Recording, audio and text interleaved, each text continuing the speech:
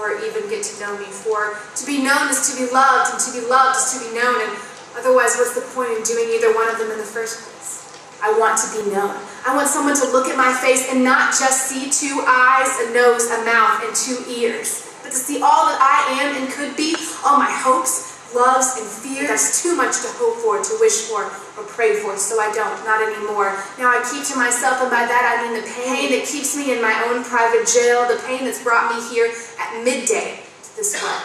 To ask for a drink is no big request, but to ask it of me, a woman unclean, ashamed, used and abused, an outcast, a failure, a disappointment, a sinner. No drink passing from these hands to your lips could ever be refreshing, only condemning, as I'm sure you condemn me now, but you don't. You're a man of no distinction, though of the utmost importance, a man with little reputation, at least so far. You whisper and tell me to my face what all those glances have been about, and you take the time to really look at me, but don't need to get to know me, for to be known is to be loved, and to be loved is to be known, and you know me. You actually know me, all of me and everything about me, every thought inside and hair on top of my head, every hurt stored up, every hope, every dread, my past and my future, all I am and could be. You tell me everything. You tell me about me.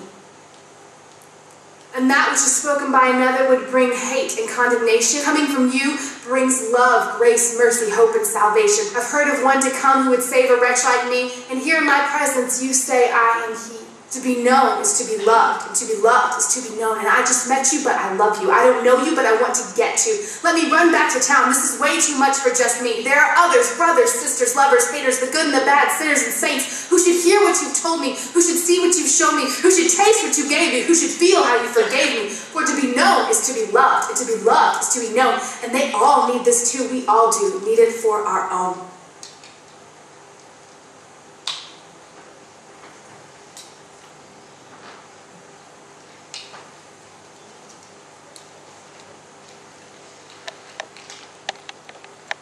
To be known is to be loved, and to be loved is to be known. I don't know if many of you know about the story of the Samaritan woman who Jesus met up with at the well. I'll run it down really quickly for you guys. He was passing through Samaria because there was a little competition going on between him and John the Baptist. The Pharisees were trying to tally up who was doing more baptisms, and Jesus wanted nothing to do with that. So he started to go the other way, and on his way, at midday, he found this woman at a well, and he asked for a cup of water. And she says, who are you? You are a Jew. Jews would never be caught dead talking to Samaritans. Why are you asking me for water? And what he said is, do you not know the glorious grace of our God? If you did, you would not be here. You would be asking me for a drink.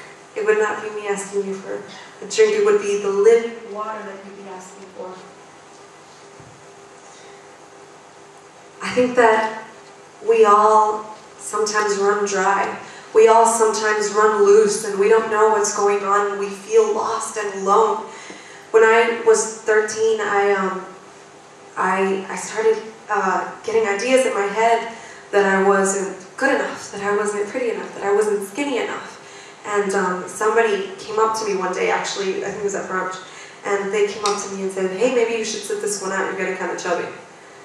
And I have my little sister's in Olympic gymnastics, so she would work out 4 hours a day. So to say that to somebody, to say that to any girl is like murder, but to say that to a girl whose little sister has an 8-pack, it kind of just stuck, But, so I stopped eating. I tried to do a bunch of things. I would do diet pills. I tried, all the wacky diets that all the stars were doing at that time, and nothing seemed to work, so I stopped eating.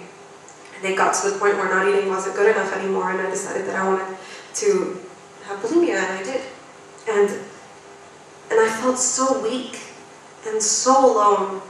And I can only imagine how alone the Samaritan woman felt.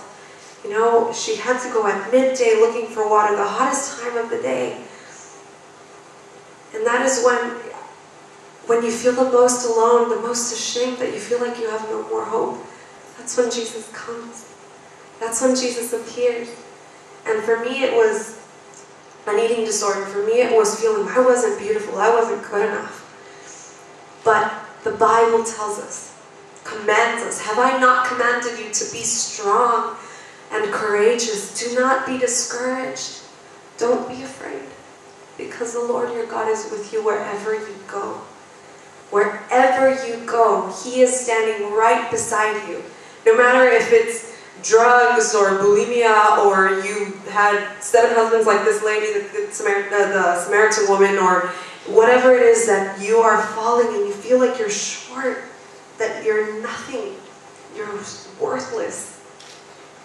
He is standing right beside you to give you strength, to make you brave, so that you can say, no, that is not for me. I am beautiful. I am worthy because He made me worthy. And I don't have to do that anymore. I praise God because now I look in the mirror and I don't see fat, I don't see skinny, but I see Jesus. And that is what I hope for you guys tonight. That when you look in the mirror, that when people look at you, that they will see Jesus in you. Because only His living water can fill us up. And that is why we're here. That is why we sing. And I can't say that enough. We are here to worship our God. And today especially, it's really cool that it's Easter, because we're celebrating that He rose again to save us, to set us free. And we have to remember that everywhere we go, we are not alone anymore, because He is there. Just as you were there.